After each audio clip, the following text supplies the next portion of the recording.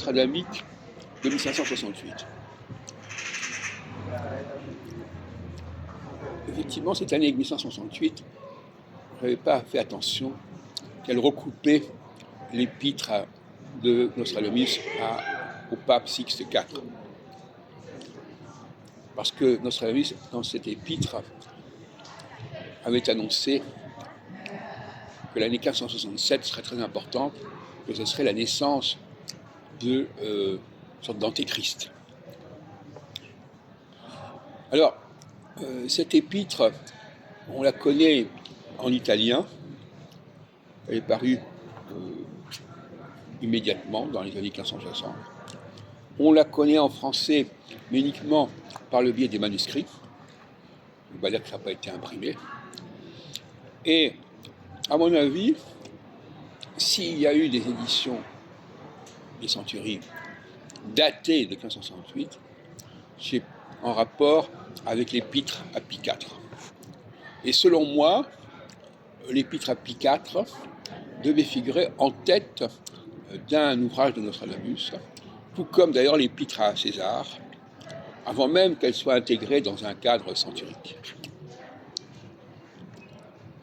Donc, ce que je vais d'ailleurs développer dans un texte dans les prochaines heures, à savoir que il y a les deux épîtres centuriques à César et à Henri II ont été inspirées par deux précédentes épîtres, celle qui est dédiée par Nostradamus à Henri II en tête des présages merveilleux pour 1557, et d'autre part celle qui a été adressée à son fils César, dont on n'a pas la trace, enfin on n'a pas le document lui-même, mais il y a un certain nombre d'éléments qui montrent que cette épître à César a été connue, puisque finalement Couillard en parle dans son ouvrage sur les prophéties, mais ça ne veut pas dire que cette épître à César introduisait les centuries, mais elle avait été étudiée,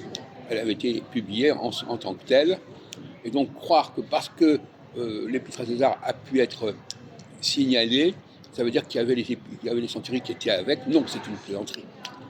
Inversement, dans le cas de l'épître à Henri II en tête du deuxième volet des centuries, il s'agit en fait c'est une substitution à l'épître à Pie IV. Donc l'épître à Pie IV de 1560, qui est indiqué 1567, et qui comprend d'ailleurs des quatrains, qui renvoie à des quatrains dans la centurie 8 qui ouvre le deuxième volet, centurie 77-78, où on parle de Masselin. Masselin, j'en ai parlé dans notre vidéo récemment, dans un autre texte, c'est la Saint-Marcellin, parce que pour Nostradamus, avant sa mort, c'était à Saint-Marcellin que devait naître le fameux Antéchrist. Donc, cette épître à Pie IV,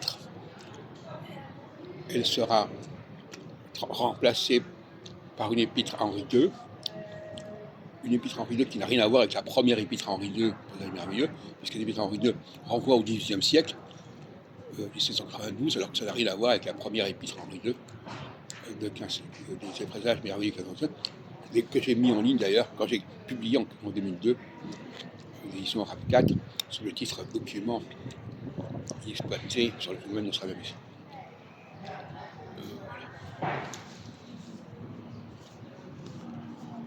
Voilà.